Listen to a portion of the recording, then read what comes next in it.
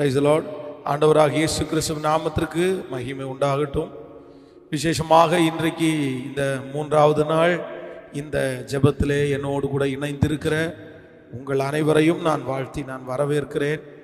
ஒரு காரியத்தை எப்படி நாம் துவங்குவது இல்லையென்றால் ஒரு காரியத்தை ஒரு தேவனுடைய பிள்ளை துவங்கும் போது அவர்கள் எப்படி துவங்க வேண்டும் என்கிறதை குறித்து இந்த 3 நாட்களுடைய ஸ்பெஷல் ப்ரேயரில் இந்த 3வது நாளுக்கு நாம் வந்திருக்கிறோம்.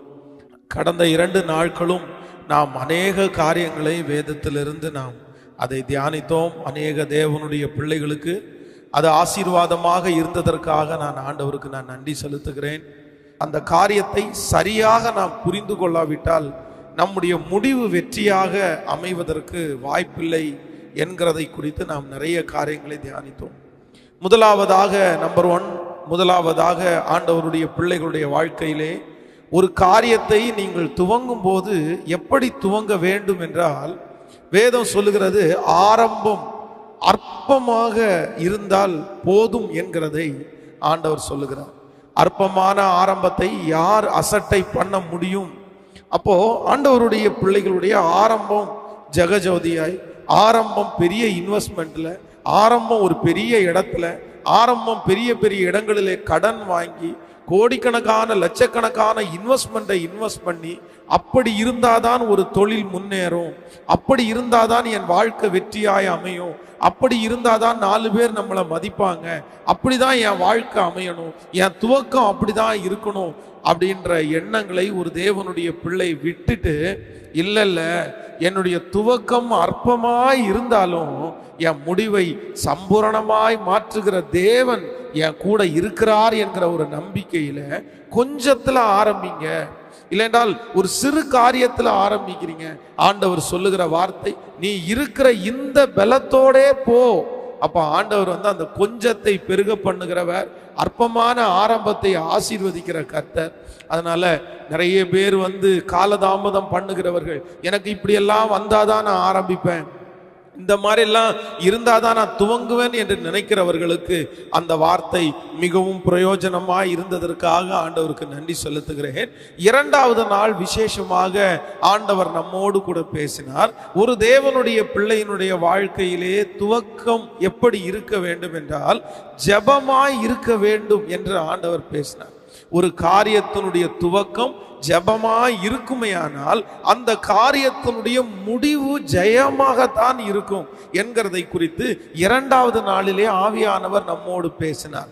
நீங்கள் எதற்கு முக்கியத்துவம் கொடுக்கிறீர்களோ இல்லையோ, ஒரு காரியத்தை ஆரம்பித்ததற்கு பிறகு அல்ல, அந்த காரியத்தினுடைய தடுமாறும் போது அல்ல, அந்த காரியம் ஆரம்பிக்கிறதற்கு முன்பாகவே. அதுதான் ஆண்டவர் சீசர்களை பார்த்து சொல்லும் போது சொல்லுவார், சோதனைக்கு உட்படாதபடி விழித்திருந்து ஜெபம் பண்ணுங்க. சோதனை வந்ததற்கு பிறகு ஜெபம் பண்ணுங்கப்பா அப்படின்னு ஆண்டவர் சொல்லல. ஒரு சோதனை வரும், வந்ததுக்கு அப்புறம் பார்த்துக்கலாம் அப்படின்னு சொல்லல. சோதனைக்கு உட்படாதபடி, ஒரு பிரச்சனை வர்றதற்கு முன்பாக ஜெபிக்கணுமாமா. அதான் வேதம் சொல்லுது, பலவானை முந்தி கட்டினாலே ஒழிய அவனுடைய உடைமைகளை கைப்பற்ற முடியாது.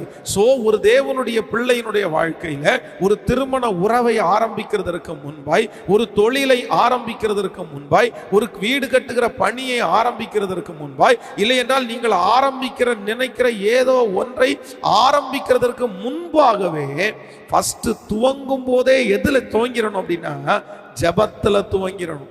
இன்னைக்கு நிறைய பேர் தோல்வி அடைந்ததற்கு வேறு எதுவும் காரணம் அல்ல, அவர்களுக்கு ஜெபமே இல்லாம ஆரம்பிச்சிடுறாங்க. அதை குறித்து ஒரு பெரிய விளக்கத்தை கடந்த நாட்களில் நேற்றைய தினத்திலே உங்களுக்கு அந்த காரியத்தை உங்களோடு கூட நான் பேசினேன். இன்றைக்கு இந்த 3வது நாளிலே இந்த கடைசி செக்ஷன்ல கூட ஒரு சில காரியங்களை உங்களுக்கு தெளிவாய் சொல்லி உங்களுக்காக இன்னைக்கு ஜெபித்து நான் முடிக்க ஆசைப்படுகிறேன். எனக்கு ஒரு பெரிய நம்பிக்கை இருக்கிறது. இந்த ஜெபம், இந்த 3 நாட்கள் ஜெபத்துல கலந்து கொண்டிருக்கிற அநேகருடைய வாழ்க்கையில ஆண்டவர் பெரிய அற்புதத்தை செய்ய போகிறார். இனி நீங்கள் துவங்கி நஷ்டப்பட்ட காலங்களெல்லாம் ஆண்டவர் மாற்றி இனி துவங்குறதுல ஆண்டவர் உங்களோடு கூட இருந்து உங்களை நடத்தி ஒரு மிகப்பெரிய வெற்றியை உங்களுக்கு தருவார் என்று நான் விசுவாசிக்கிறேன். ஆண்டவருடைய பிள்ளைகளே, இன்றைக்கு சொல்லுவதற்கு அநேக காரியங்கள் இருக்கிறது. ஆனால் ஒரு 2 காரியத்தை உங்களுக்கு விளக்கமாய் சொல்லி மற்றதையெல்லாம் மிக சீக்கிரமாய் உங்களுக்கு சொல்லி உங்களுக்காக ஜெபிக்க போகிறேன். ஆண்டவருடைய பிள்ளைகள், ஒரு காரியத்தை துவங்குறதற்காக நீங்கள் நினைத்து விட்டீர்களே, ஆனால் அதற்காக ஜெபித்து விட்டாகிவிட்டது. அதற்காக ஆண்டவர் காரியங்களை வாய்க்க பண்ணிட்டாரு, எல்லாம் நடந்துட்டு இருக்குது. இப்போ துவங்க போறீங்க. துவங்க போகிற ஒரு தேவனுடைய பிள்ளையினுடைய வாழ்க்கையிலே மிக அதிகமான ஒரு நம்பிக்கை வேண்டும். அதை முடிப்போம் என்கிற நம்பிக்கையோடு நீங்க தொடரணும். என்ன போராட்டம் வந்தாலும், என்ன பிரச்சனை வந்தாலும், எந்த தீமையை நான் அடைந்தாலுமே இந்த காரியத்தை நான் கண்டிப்பா இதனுடைய வெற்றியை பார்க்கிற வரைக்கும் நான் விடமாட்டேன் அப்படின்ற ஒரு எண்ணம் தேவனுடைய பிள்ளைகளுக்கு வேண்டும். அதைத்தான் வேதம் சொல்கிறது. கலப்பையின் மேல் தன் கையை வைத்து பின்னிட்டு பார்க்கிற எவனும் தேவனுடைய ராஜ்யத்திற்கு தகுதி உள்ளவன் அல்ல. இன்னைக்கு இருக்கிற நிறைய பேருடைய வாழ்க்கையில கஷ்டம் என்ன அப்படின்னா, ஒரு காரியத்தை துவங்கி பாதியிலே விட்டுறாங்க பாருங்களேன். அதுல கஷ்டம் வந்த உடனே, பிரச்சனை வந்த உடனே, அதுல யாராவது ஒருத்தர் எதிர்த்த உடனே அந்த காரியத்தை உடனே விட்டுட்டு இன்னொரு பிசினஸ் ஆரம்பிக்கலாமா, இன்னொரு காரியம் ஆரம்பிக்கலாமா.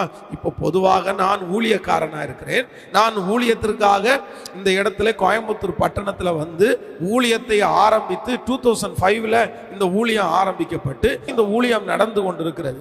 ஆனா இந்த கோயம்புத்தூருக்கு நான் வந்ததே ஆண்டவருடைய ஒரு மிகப்பெரிய நடத்துதல். இந்த கோயம்புத்தூர் பட்டணத்துல நான் ஊழியம் செய்வேன்னு நினைக்கல. இந்த கோயம்புத்தூர் பட்டணத்துல ட்ரீட்மெண்ட்டுக்காக தான் வந்தேன்.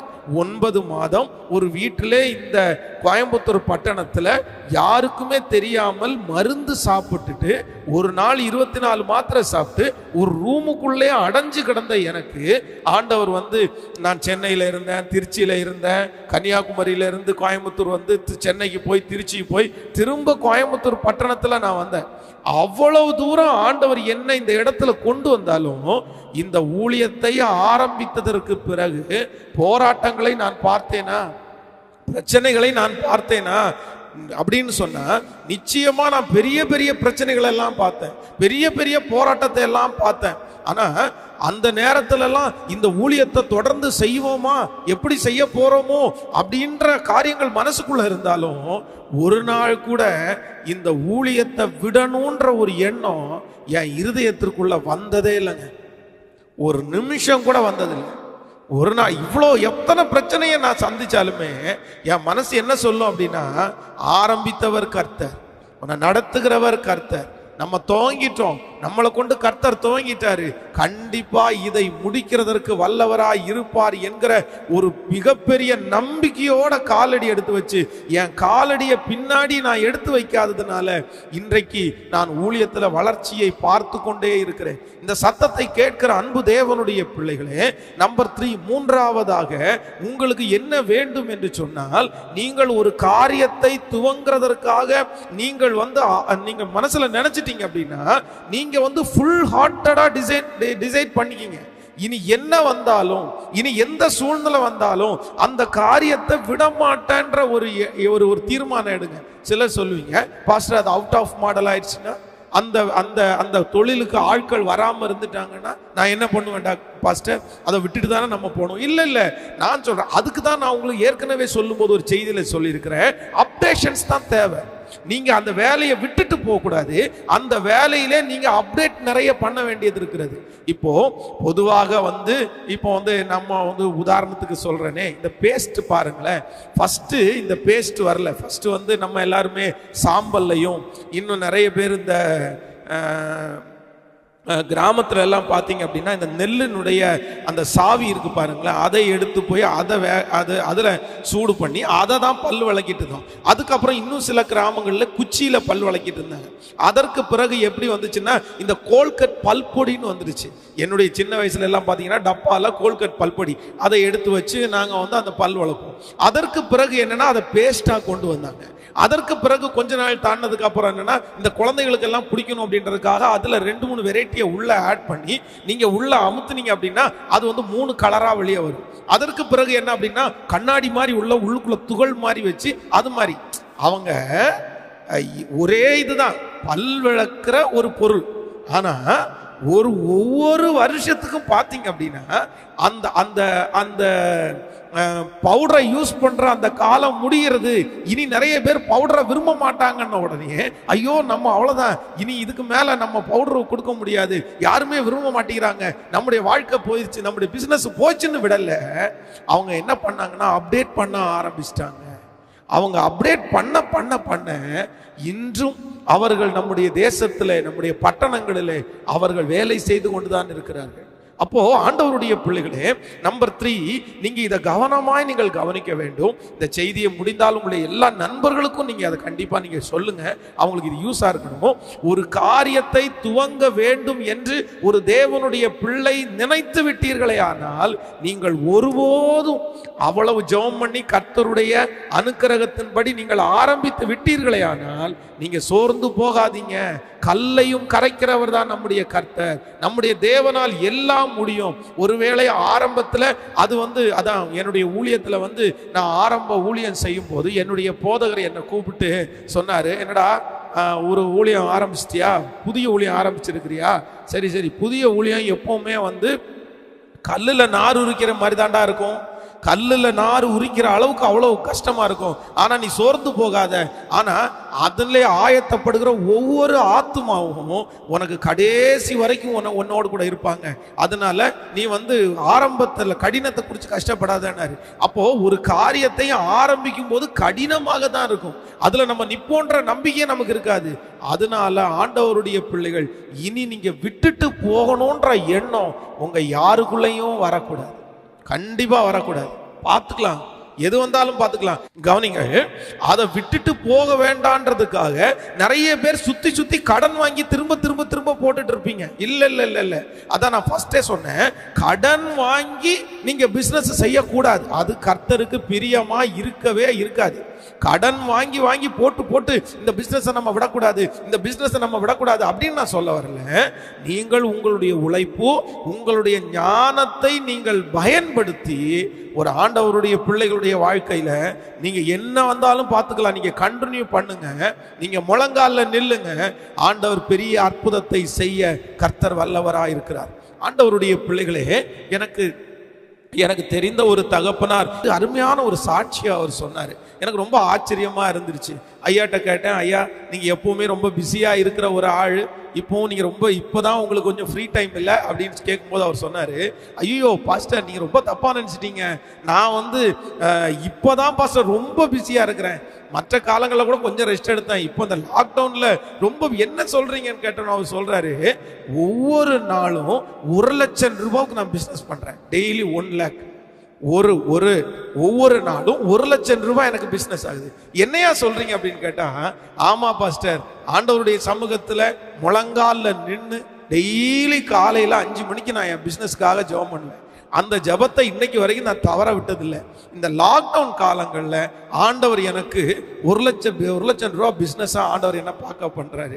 கர்த்தருக்கு ஸ்தோத்திரம்னாரு. அப்போ நான் நம்புறேன், ஒரு லாக்டவுன் காலங்களில் ஒரு ஜெபிக்கிற ஒரு தேவனுடைய பிள்ளையை ஆண்டவர் நடத்த முடியுமானால் உங்களையும் கடைசி வரைக்கும் கொண்டு போய் சேர்க்கிறதற்கு கர்த்தரால முடியும். கரத்தை பிடித்த தெய்வம் கைவிட மாட்டார். இன்னைக்கு இந்த சத்தத்தை கேட்கிற ஆண்டவருடைய பிள்ளையை, நான் ஒன்னும் ஆரம்பிச்சிட்டேன் பாஸ்டர், தெரியாம ஆரம்பிச்சிட்டேன், என்னால் இது கண்டினியூ பண்ண முடியாது, நான் தோற்று போய் நின்றுட்டு இருக்கிறேன், நான் ஏற்கனவே 10 தோத்துட்டேன், இதையும் நான் விட்டுற போறேன் அப்படின்னு நினைக்காதீங்க. நீங்க தைரியத்தோடு முன்னேறுங்க, நீங்க தைரியத்தோடு செய்யுங்க. ஒருவேளை இதுல லாபம் உங்களுக்கு கம்மியா இருக்கும்னா இன்னொரு வேலையில ஜாயின் பண்ணி, இல்லைன்னா இன்னொரு வேலையை நீங்க செஞ்சுட்டு இதை திரும்ப திரும்ப டெவலப் பண்ணுங்க.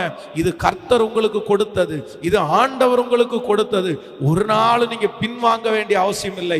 ஆண்டவர் உங்களோடு கூட இருப்பாரே ஆனால் பெரிய வெற்றியை உங்களுக்கு கொடுக்க வல்லவர். இதற்கு பல உதாரணங்கள் வேதத்தில் இருக்கிறது. ஈசாக்கை குறித்து வேதத்தில் வாசிப்போமே ஆனால் அப்படித்தான் அவனுடைய வாழ்க்கையில பின்வாங்குற எண்ணமே அவனுக்கு வரல. ஐயோ ஆடுகளுக்கு தண்ணி கொடுக்கணும், ஆனா இவங்க துறவையெல்லாம் இப்படி தூர்த்து போடுறாங்களே, அதனால நான் ஆடு மாடுகளை வளர்த்துறதே நான் விடுறேன் அப்படின்னு போகல, நான் இனி விவசாயம் பண்றதே விடுறேன்னு போல, பஞ்சமுள்ள காலத்தில் ஈசாக்கு விதை விதைத்து 100 மடங்கு அறுவடையை கர்த்தர் கொடுத்தது உண்மையானால் இந்த சத்தத்தை கேட்கிற உங்களுக்கும் கர்த்தர் தருவேன் என்று வாக்கு கொடுக்கிறார். சோ ஆண்டவருடைய பிள்ளை ஒரு காலத்திலும் நீங்க என்ன பண்ணிடக்கூடாது அப்படின்னா மனசை விட்டுறவே கூடாது. சோ துவங்குற நீங்க திரும்பி பார்க்க கூடாது. நம்பர் 3, நீங்க மறக்காதீங்க, துவங்குற ஒரு ஆண்டவருடைய பிள்ளை ஒரு நாளும் நீங்க என்ன பண்ணக்கூடாதுன்னா எந்த பிரச்சனைக்காகவும் உங்களுக்கு விரோதமாய் பொறாமைப்படுகிறவர்கள் எழும்புவார்கள், உங்களை பகைக்கிறவங்க எழும்புவாங்க. ஆனா நீங்க என்ன பண்ணிடக்கூடாதுன்னா அதை விட்டுற மட்டும் செய்யாது. ஒரு காரியத்தை துவங்கும் போது ஒரு தேவனுடைய பிள்ளைக்கு நிலைவரம் தேவை. அங்கேயும் இங்கேயும் இங்கே பாதி நாள் அங்க பாதி நாள் இப்படி இருந்துடக்கூடாது. ஒரு நிலைவரம் உங்கள் வாழ்க்கையிலே மிக அவசியம். நம்பர் 4, 4வதாக ஒரு தேவனுடைய பிள்ளை ஒரு காரியத்தை துவங்கும் போது இதை நீங்க கண்டிப்பா நீங்க செய்யணும். ஒரு வசனத்தை வேதத்தை திறந்து நம்ம வாசிக்க போகிறோம். லூக்கா எழுதின சுவிசேஷத்தை எடுத்துக்கொள்ளுங்கள். 14ஆம் அதிகாரத்தை நாம் எடுக்க போகிறோம். லூக்கா எழுதின சுவிசேஷத்துல 14ஆம் அதிகாரம் 30வது வசனத்தை நாம் வாசிக்க போகிறோம். 14ஆம் அதிகாரத்துல 30வது வசனத்தை நாம் எல்லாரும் சேர்ந்து நம்ம வாசிக்கலாமா? இந்த மனுஷன் கட்ட தொடங்கி முடிக்க திராணி இல்லாமல் போனான் என்று சொல்லி தன்னை பரியாசம் பண்ணாதபடிக்கு அதை கட்டி தீர்க்கிறதற்கு தனக்கு நிர்வாகம் உண்டோ இல்லையோ என்று முன்பு உட்கார்ந்து செல்லும் செலவை கணக்கு பாராமல் இருப்பானோ? நன்றாய் கவனமாய் நீங்கள் இந்த வசனத்தை வாசிக்கலாம். லூக்கா 14ஆம் அதிகாரம் 30வது வசனம். இப்போ நீங்க 28ல இருந்து கூட வாசிக்கலாம். உங்களில் ஒருவன் ஒரு கோபுரத்தை கட்ட மனதாயிருந்து அஸ்திபாரம் போட்ட பின்பு முடிக்கிறதற்கு திராணி இல்லாமல் போனால் பார்க்கிறவர்கள் எல்லாரும் இந்த மனுஷன் கட்ட தொடங்கி முடிக்க திராணி இல்லாமல் போனான் என்று சொல்லி தன்னை பரியாசம் பண்ணாதபடிக்கு அதை கட்டி தீர்க்கிறதற்கு தனக்கு நிர்வாகம் உண்டோ இல்லையோ என்று முன்பு அவன் உட்கார்ந்து செல்லும் செலவை கணக்கு பாராமல் இருப்பானோ? ஆண்டவர் இந்த இடத்துல வேதத்துல எழுதி வைத்திருக்கிறார். ஒரு மனுஷன் ஒரு கோபுரத்தை கட்டுறதற்காக தீர்மானிக்கிறான். அந்த கோபுரத்தை கட்டுறதற்காக தீர்மானிக்கிற அந்த மனுஷன் அவமானப்படாதபடி, மற்றவங்க அவனை கஷ்டப்படுத்தாதபடி. அப்படின்னா இவன் கோபுரத்தை கட்டுறதுக்கு பெருசா பெருமையா ஆரம்பிச்சான், ஆனா இவனால முடிக்கவே முடியல, ஐயோ அப்படின்னு 10 பேர் அவர்களை பார்த்து கிண்டல் பண்ணாதபடி, நக்கல் பண்ணாம இருக்கணும்னா வேதம் சொல்லுது அவங்க என்ன பண்ணணுமாமா? முன்பு அந்த கோபுரத்தை கட்டுவதற்கு உண்டான செலவை அவன் என்ன பார்க்கணுமாமா? கணக்கு பார்க்க வேண்டும். அதுல எவ்வளவு செங்கல் செலவாகும், அதற்கு எவ்வளவு சிமெண்ட் செலவாகும், அதற்கு எவ்வளவு தண்ணி செலவாகும், அது எந்த இடத்துல கட்டலாம் அப்படின்னா ஒரு ப்ளூ பிரிண்ட் முதலிலே உங்களுக்கு தேவை. இந்த ப்ளூ பிரிண்ட் ஒருத்தருடைய கையில இல்லாம ஒரு தொழிலை இனி ஆரம்பிக்குமானால், ஒரு காரியத்தை இனி ஆரம்பிப்போமையானால் நிச்சயமாக நீங்கள் வெற்றி அடைய முடியாது. நிறைய பேர் தோற்று போனதுக்கு என்ன காரணம் அப்படின்னா, நான் சொல்லுவேன், நிறைய பேர் தோற்று போனதற்கு காரணம் நிறைய பேர் கணக்கு பார்க்கவே இல்லை. இந்த கணக்கு பார்க்கறதுனா என்ன அப்படின்னா, இப்போ ஒரு திருமண உறவு என்று வைத்துக் கொள்ளுங்கள். ஒரு கணவன் மனைவி இணைய போகிறாரு. இணைய போகும்போது அவர் ஒரு ஊர்ல இருப்பாரு, அவர் ஒரு செட்டப்ல வளர்ந்துருக்கிறாரு, இந்த அம்மா இவங்க ஒரு செட்டப்ல வளர்ந்துருக்காங்க. இப்போ 2 ஊர்ல 2 செட்டப்ல 2 நண்பர்களோட வித்தியாசமாய் பழகினவர்கள் 2 பேரும் இப்போ ஒன்னா வாழ போறாங்க. இப்போ ஒன்னா வாழ போகும்போது சிலது நன்மை இருக்கும், சிலது கெட்டது இருக்கும். இவங்களுடைய கேரக்டர் அவங்களுக்கு இருக்காது, அவங்க கேரக்டர் இவங்களுக்கு இருக்காது, இவங்களுக்கு பிடிக்கிறது அவங்களுக்கு பிடிக்காது, அவங்களுக்கு பிடிக்காது, இந்த மாதிரி பல காரியங்கள் இருக்கும். ஆனா திருமணம் ஆகிறதற்கு முன்பாக வாழ்க்கைப்பட போகிறவர்கள் என்ன பண்ணணும்னா உட்கார்ந்து முதல்ல யோசிக்கணும். இந்த மாதிரி ஒரு சிச்சுவேஷன் வந்தா நம்ம எப்படி தாண்டலாம், நம்ம எப்படி அவங்கள மாத்துறது, நம்ம எப்படி அவங்கள நம்முடைய ஆராதனைக்குள்ள கொண்டு வர்றது, இதை பார்க்காமல் இருந்தால் திருமண வாழ்க்கை கூட தோல்வியா அமைஞ்சிடும். பொதுவாக ஒரு பெண்ணை வைத்துக் கொள்ளுங்கள். அந்த பெண்ணுக்கு தன்னுடைய தகப்பனார் வீட்டாரை பெருமையாய் பேசுவது அவர்களுக்கு வழக்கம். பொது உலகத்தை பொறுத்த அளவில் அவங்களுக்கு அவங்க குடும்பம் வசதி, பொண்ணுக்கு பொண்ணு வீடு வசதி, பையனுக்கு பையன் வீடு வசதி. பொண்ணு வீட்டை குறித்து பெருமையா பேசுவாங்க, பையன் வீட்டை குறித்து பெருமையா பேசுவாங்க. இது நடக்கிறதா. ஆனா அந்த பொண்ணு தன்னுடைய தகப்பனாரை குறித்து ரொம்ப பெருமையா பேசும்போது ஆண் மகனுக்கு கோபம் வந்துடக்கூடாது. என்ன உங்க அப்பா என்ன பெரிய வசதியோ, உங்க அம்மா என்ன வசதியோ, உங்க அண்ணா என்ன ரொம்ப வசதியோ. சோ அந்த நேரத்துல அதன் அப்படிப்பட்ட ஒரு சூழ்நிலை வந்தா கூட நம்ம எப்படி அதை கையாளணும் அப்படின்றத முன்னாடி நம்ம ஓகே ரைட் இதுதான் மெச்சூர்டு. அப்போ ஆண்டவருடைய பிள்ளைகள் ஒன்று நினைத்துக் கொள்ளுங்கள், ஒரு தொழிலையோ ஒரு வேலையோ ஆரம்பிக்கிறதுக்கு முன்பாக நீங்க முதல்ல என்ன பாருங்க அப்படின்னா கணக்கு பாருங்க. ஒரு விஷயம், நான் திருச்சபையில ஒரு பிரதர் ஒரு ஹோட்டல் ஆரம்பிச்சாங்க. அப்போ அந்த ஹோட்டல் ஆரம்பிக்கிறதுல போகும்போது நான் ஜாப் பண்ணுறதுக்காக என்னை கூப்பிட்டுருந்தாங்க. நான் போனேன், போய் உட்காந்து அவர்களை பார்த்து கேட்ட உடனே அவங்கள்ட்ட கேட்டேன் வாடகை எவ்வளோன்னு கேட்டேன். அப்போ அவங்க சொன்னாங்க இந்த மந்த் இவ்வளோ வாடகை அப்படின்னு. உடனே அவர்கிட்ட சொன்னேன் வேலைக்காரங்க எத்தனை பேர் இருக்காங்கன்னு கேட்டேன். அவங்க வேலைக்காரங்க எத்தனை பேர் இருக்காங்க அப்படின்னாங்க. உடனே அந்த வாடகை, அந்த வேலைக்காரங்களுடைய சம்பளம், கரண்ட் பில்லு, இது எல்லாத்தையுமே கணக்கு போட்டு பார்த்து சொன்னேன். நான் அவங்கள்ட்ட கேட்டேன் ஒரு நாளில் இந்த ஹோட்டலுக்கு எத்தனை பேர் வருவாங்க அப்படின்னு நீங்கள் நினைக்கிறீங்க அப்படின்னு. அவர் இத்தனை பேர் வருவாங்க இப்படி போட்டு எல்லாம் கணக்கு போட்டு நான் அவர்கிட்ட சொன்னேன், பிரதர் இவ்வளவு உங்களுக்கு இந்த ஒரு மாதத்தில் இவ்வளவு செலவு செய்ய வேண்டியது இருக்குது, உங்களுக்கு இவ்வளவு இன்கம் வந்தா தான் அந்த செலவில் நீங்கள் மிச்சம் பண்ண முடியும், இதை நீங்கள் யோசிச்சிங்களா அப்படின்னு கேட்டேன். ஐயோ பாஸ்டர் என்ன புதுசாக சொல்றீங்க, இதெல்லாம் ஒன்றுமே நான் யோசிக்கல, கிடைச்சிருச்சு நான் ஆரம்பித்தேன் அப்படின்னு. நான் கவனிங்க, அதற்காக எல்லாத்தையுமே நோண்டி பார்த்து அப்படியே அதனாலதான் நிறைய பேர் இன்னைக்கு ஆரம்பிக்காம விட்டாங்க. நிறைய பேருக்கு ரிஸ்க் எடுக்கிறதே பிடிக்காது, எல்லாம் கைகூடி வந்தாதான் ஆரம்பிப்பாங்க. அதனால நிறைய பேர் ஆரம்பிக்காம இருக்கிறாங்க. நான் என்ன சொல்றேன் அப்படின்னா, ஒரு மாதம் இவ்வளவு இன்வெஸ்ட்மெண்ட் இருக்குது, ஒரு மாதம் இந்த வாடகை இவ்வளவு கொடுக்க வேண்டியது இருக்குது, ஒரு மாதம் சம்பளம் வேலை செய்யறவங்களுக்கு இவ்வளவு கொடுக்க வேண்டியது இருக்குது. சோ நம்ம இவ்வளவு சம்பாரிச்சாதான் கடன் இல்லாம இந்த கடையை ஓட்ட முடியும்ன்ற ஒரு கணக்காவது உங்களுக்கு தேவை. நிறைய பேருக்கு அந்த கணக்கு கூட இல்லையே, எதையுமே கணக்கு பார்க்கறது இல்லை. ஒரு திருமணம் நடத்த போகிறார்கள், மண்டபம் இவ்வளவு புக் பண்ணியாச்சு, சாப்பாட்டுக்கு இந்த காரியத்தை அரேஞ்ச் பண்ணியாச்சு. நான் சொல்றேன் நம்ம கையில இருக்கிறது இவ்வளவுதான், ஒருவேளை மொய்ப்பணம் வந்துச்சுன்னா இவ்வளவு வரும் அப்படின்னு ஒரு ஐடியா பண்ணி கடனே இல்லாம அதை முடிக்கிறதுக்கு ட்ரை பண்றதை விட்டுப்புட்டு இருக்கிறதே பெரிய மண்டபம், இருக்கிறதுலே பெரிய ஸ்டுடியோ, இருக்கிறதுலே பயங்கரமான சாப்பாடு. ரொம்ப கவனமா இருங்க ஆண்டவருடைய பிள்ளைகளே. ஒரு தேவனுடைய பிள்ளையினுடைய வாழ்க்கையிலே ஏதோ ஒன்றை துவங்க போகிற ஆண்டவருடைய பிள்ளை கண்டிப்பாக நீங்க என்ன பார்க்கணும் அப்படின்னா கணக்கு பார்க்க வேண்டும். இது நான் சொல்றது இல்ல, ஆண்டவரே இந்த இடத்துல சொல்லி வச்சிருக்கிறார். ஒரு தேவனுடைய பிள்ளைக்கு இந்த கால்குலேஷன் அப்படி என்கிறது மிக அவசியம். நீங்கள் மத்தேயு எழுதின சுவிசேஷத்திலே 18ஆம் அதிகாரத்திலே நீங்கள் எடுப்பீர்களே ஆனால், மத்தேயு எழுதின சுவிசேஷம் 18ஆம் அதிகாரத்தில் 23வது வசனத்தை வாசிக்கும் போது 18ஆம் அதிகாரம் 23வது வசனத்தை நீங்கள் வாசிப்பீர்களே ஆனால் ரொம்ப அழகாக, எப்படி எனில் பரலோக ராஜ்யம் தன் ஊழியக்காரிடத்தில் கணக்கு பார்க்க வேண்டும் என்றிருந்த ஒரு ராஜாவுக்கு ஒப்பனையா இருக்கிறது.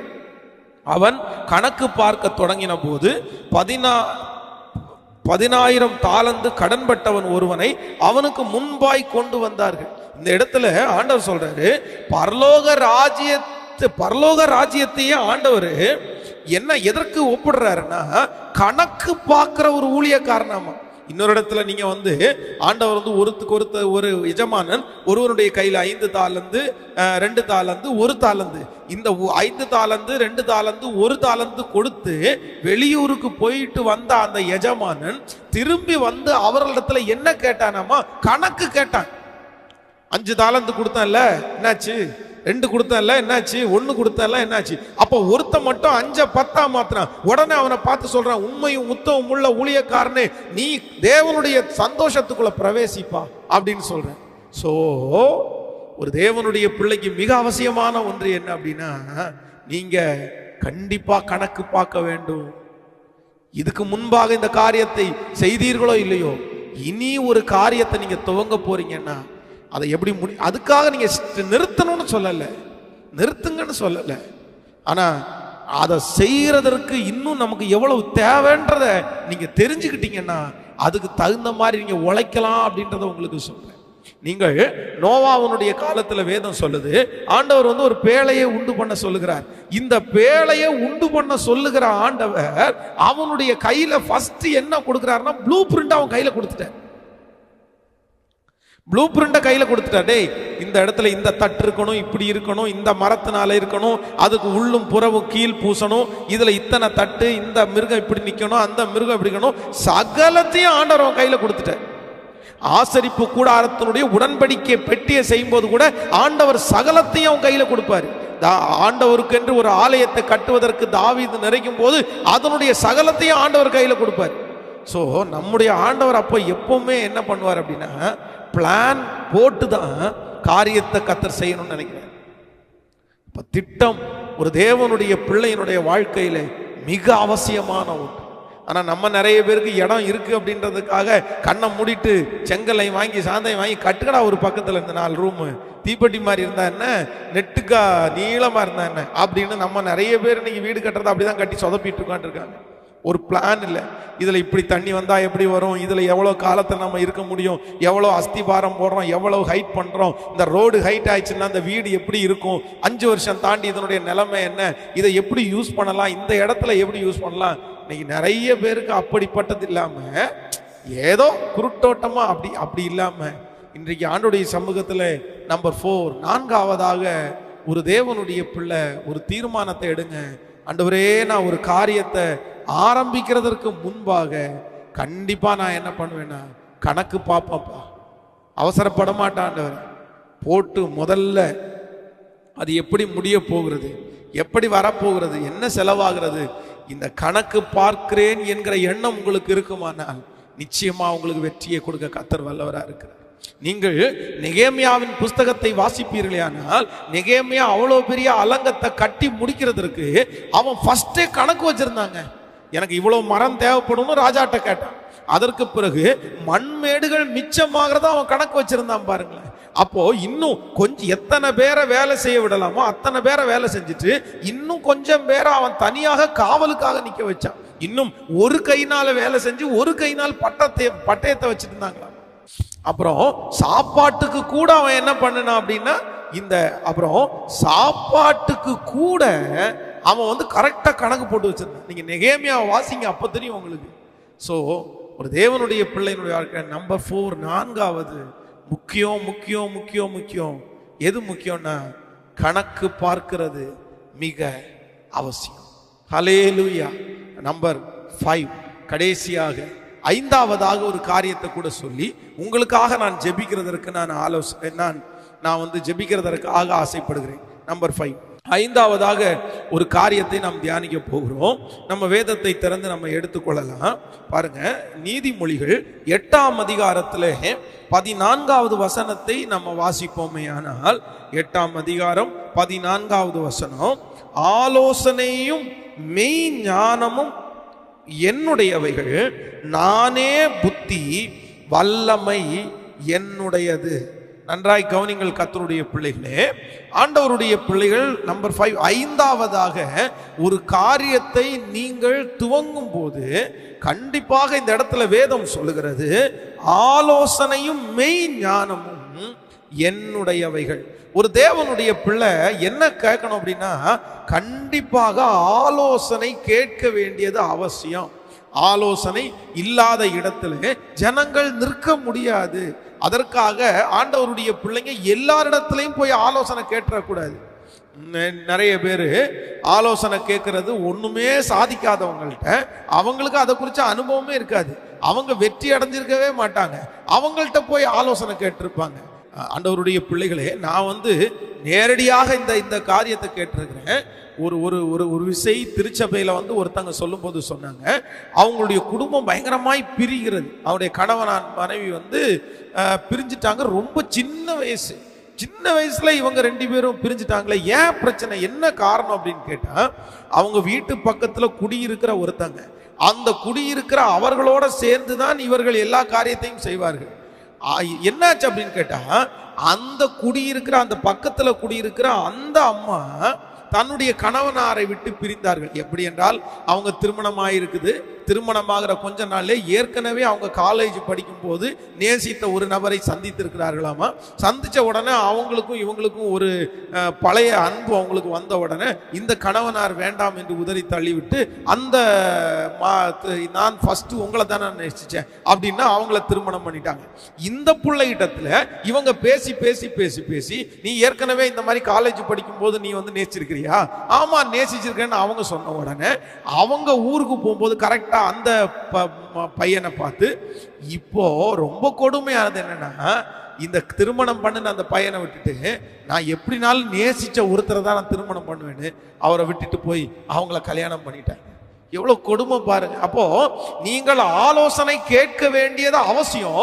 ஆனா ஆலோசனை யாரிடத்திலே கேட்கிறீர்கள் என்கிறது ரொம்ப கவனம். சும்மா வர்றவங்கள்ட்டையும் போறவங்கள்ட்டையும் போய் ஆலோசனை கேட்டிருக்க கூடாது. உங்களை பற்றி தெரியாதவங்கள்ட்ட போய் ஆலோசனை கேட்டிருக்க கூடாது. ஆலோசனையை தவறாய் ஆலோசனை சொல்லுகிற இடத்துல போய் ஆலோசனை கேட்கக்கூடாது. இதற்கு வேதத்துல நிறைய உதாரணங்கள் நமக்கு இருக்கிறது. நீங்கள் வந்து அம்னோனை குறித்து வேதத்துல வாசிக்க முடியும். தவறான ஆலோசனை, நண்பன் தவறான ஆலோசனை கொடுத்து அம்னோன் கடைசியில் அந்த தாமார் என்கிற தன்னுடைய சகோதரியை தவறாய் நடத்தி அவன் வந்து கடைசியில் செத்தே போயிட்டான். அந்த சூழ்நிலை வந்துருச்சு. சோ தவறான ஆலோசனை சில நேரத்தில் உங்களை சாவு வரைக்கும் கொண்டு விட்டுரும். உங்களை எல்லாத்தையும் இழக்க பண்ணும். நீங்க கூட நிறைய பேர் இந்த சத்தத்தை கேட்கிறவர்கள் தவறான ஆலோசனையை கேட்டு கேட்டு தவறான ஆலோசனையின் பேர் நடந்து எத்தனை பணத்தை இழந்திருக்கிறார்கள். குடும்பத்தை இழந்தவர்கள் எத்தனையோ பேர், எத்தனை பேரை நான் பார்த்திருக்கிறேன். நல்ல ஆலோசனை என்கிறது நம் பொறுத்த அளவில் ஆண்டவர் நமக்கு ஆலோசனை கொடுப்பார். நான் உனக்கு போதித்து நீ நடக்க வேண்டிய வழியை உனக்கு காட்டுவேன். உண்மையில் என் கண்ணை வைத்து உனக்கு ஆலோசனை சொல்லுவேன். கத்திரிடத்துல போங்க, ஜபத்துல உட்கார்ந்துருங்க, வேதத்தை திறந்து வாசிங்க. ஆண்டவர் உங்களுக்கு வெற்றியாய் நடத்துவார். இல்லாவிட்டால் நல்ல ஊழியக்காரர்கள், அதுவும் ஊழியக்காரர்களிலே இன்றைக்கு எல்லா ஊழியக்காரர்கள் என்கிற போர்வையில இருக்கிறவர்களையும் ஆண்டவருடைய பிள்ளையை நம்ப முடியாது. நான் யாரையும் குற்றப்படுத்தியோ குறை சொல்லவோ இல்லை, கண்டிப்பா அதை செய்ய மாட்டேன், அது நமக்கு வேலை இல்லை. ஆனா இன்றைக்கு இருக்கிற கிறிஸ்தவ சமுதாயத்துல நிறைய பேர் இல்லை, நல்ல ஆலோசனை சொல்றவங்க இல்லை. நான் வந்து ஒரு இதெல்லாம் நீங்க கேட்கணுன்றதுக்காக நான் சொல்றேன்.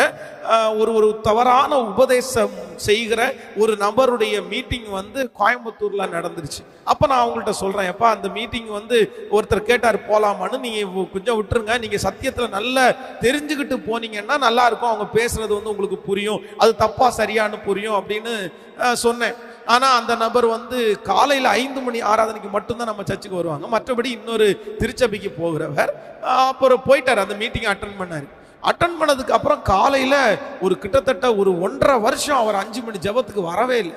எனக்கு ஆச்சரியமாச்சுட்டேன், ஒரு நாள் கூட தவறாத மனுஷன் எப்படி இப்படி வந்து விட்டுட்டார் அப்படின்னு. கடைசியில ஒரு நாள் என்னுடைய திருச்சபையில இருக்கும்போது ரொம்ப உருக்குலைஞ்சு ஆள் வந்து முகம்லாம் கருத்து போய் மாறி அப்படியே ஓன்னு அழுதுட்டு வந்தாரு.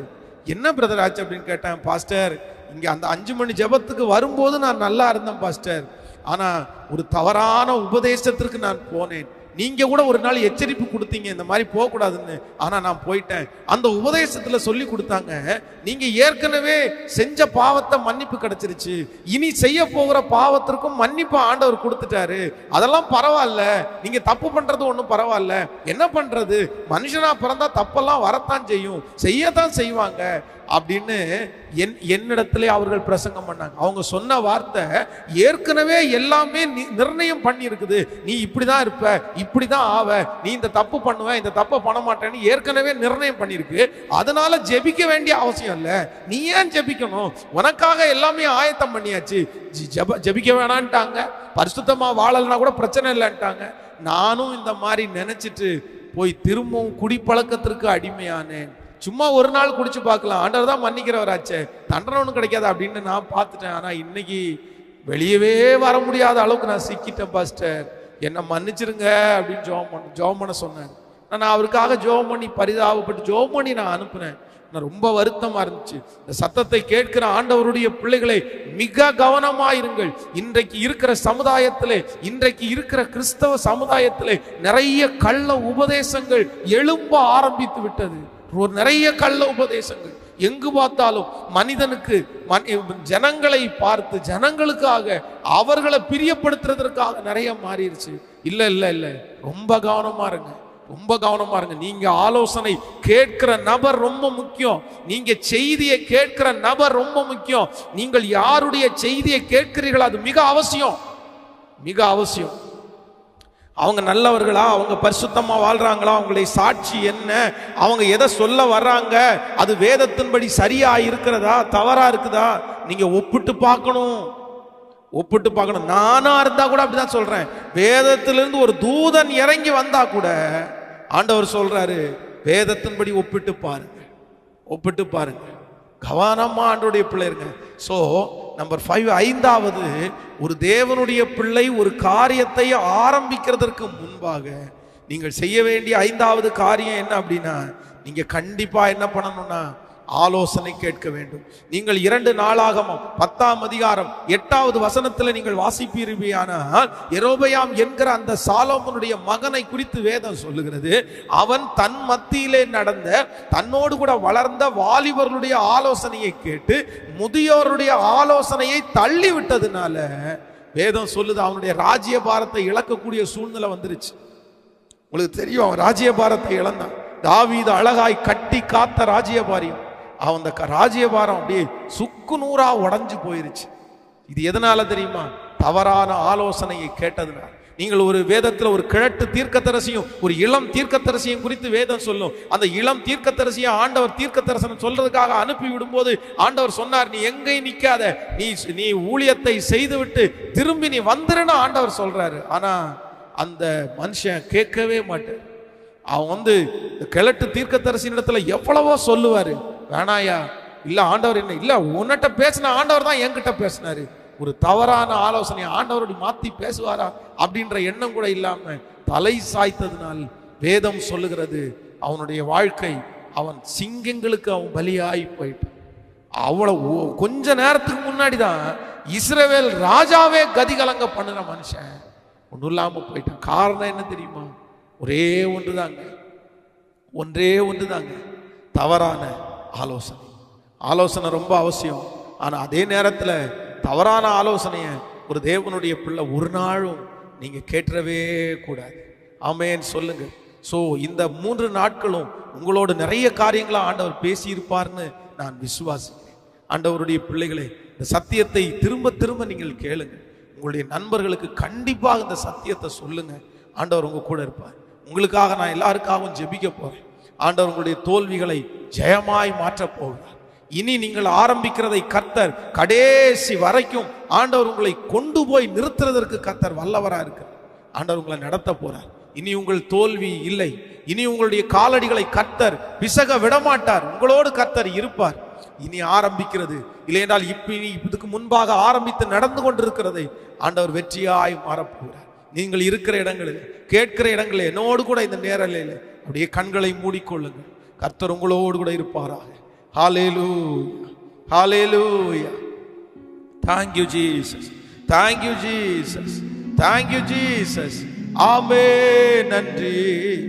கர்த்தர் நிச்சயமாய் உன்னோடு இருக்கிறார் என்று, கர்த்தர் நிச்சயமாய் உன்னோடு இருக்கிறார் என்று அநேகர் அறிந்து கொள்வார்கள். இது முதல் அநேகர் அறிக்கை செய்வார்கள், அநேகர் அறிந்து கொள்வார்கள். இது முதல் அநேகர் அறிக்கை செய்வார்கள். நான் உனக்கு போதித்து நடக்கும் பாதையை நாள்தோறும் காட்டுவேன், பயப்படாதே. நான் உனக்கு போதித்து நடக்கும் பாதையை நாள்தோறும் காட்டுவேன், பயப்படாதே. இப்ப சொல்லுவோம், இயேசுக்கு சித்தினா இன்றோடு முடிந்தது மகனே. இயேசுக்கு சித்தினா இன்றோடு முடிந்தது மகளே. ரகமோ துவங்கி விட்டது, இது முதல் ரகபோ துவங்கி விட்டது. நான் உனக்கு போதித்து நடக்கும் பாதையை நாள்தோறும் காட்டுவே, பயப்படாதே. நான் உனக்கு போதித்து நடக்கும் பாதையை நாள்தோறும் காட்டுவே, பயப்படாதே. நன்றி தகப்பனே, நன்றி இயேசுசாமி. நீர் எங்களை விடுவிக்க வல்லவர், நீர் எங்களை தூக்கி நிறுத்த வல்லவர். உங்களால் முடியாதது என்று எதுவுமே இல்லை. இந்த ஜெபத்தில் இந்த 3 நாட்களும் கலந்து கொண்ட பிள்ளைகளுக்காய் ஜெபிக்கிறேன் ஆண்டவரே. அவர்கள் துவங்கி இருக்கிற காரியம், அவங்கள் துவங்குகிற காரியத்தை ஆண்டவருடைய பிள்ளைகளுக்கு இனி ஜெயமாய் மாற்றுவீராக ராஜா. சகல ஞானத்தையும் கொடுத்து ஆண்டவரே, நாங்கள் அறிந்து கொள்கிறது கொஞ்சம் தான், எங்கள் மூளைக்கு எட்டுகிறது கொஞ்சம் தான். ஆனா நீங்க கற்றுக் கொடுத்தீங்கன்னா நிறைய உங்க பிள்ளைகளுக்கு கற்றுக் கொடுப்பீங்கப்பா.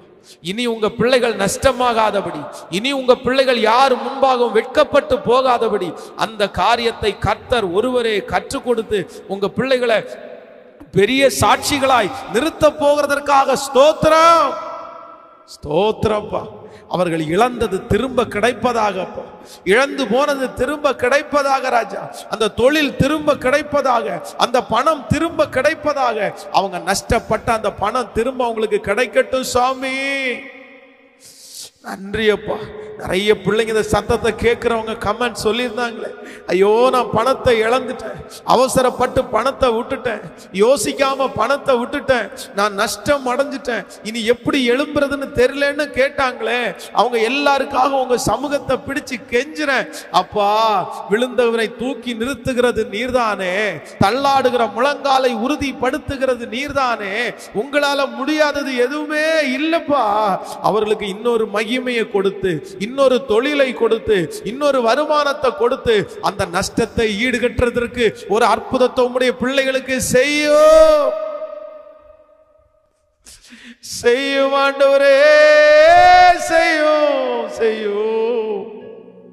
உங்க மகிமை அவங்கள தாங்கட்டும், அவங்க நல்லா இருக்கட்டும், குடும்பம் நல்லா இருக்கட்டும், அவங்களை ஆசீர்வதிச்சு இன்னும் லட்சங்களை கோடிகளை அவங்களுக்கு கொடுங்கப்பா. உங்க கிருபை அவங்கள தாங்கி நடத்தட்டும், தொடர்ந்து உங்க மகிமை நடத்தட்டும். இயேசுவின் மூலம் ஜெபம் எடுக்கிறோம் ஜீவனோட நல்ல பிதாவே, ஆமென். என் ஆத்துமாவே கர்த்தரை ஸ்தோத்திரி, என் முழு உளமே பரிசுத்த நாமத்தை ஸ்தோத்திரி. என் ஆத்துமாவே கர்த்தரை ஸ்தோத்திரி, கர்த்தர் செய்த சகல உபகாரங்களையும் மறவாதே. நம்முடைய ஆண்டவராய் இயேசு கிறிஸ்துவின் கிருபை, பிதாவாகிய தேவனுடைய அன்பு, பரிசுத்த ஆவியானுடைய அந்யோன்ய ஐக்கியம் நம் அனைவரோடும் இன்றும் என்றும் சதா காலம் கூட இருப்பதாக. ஆமென்.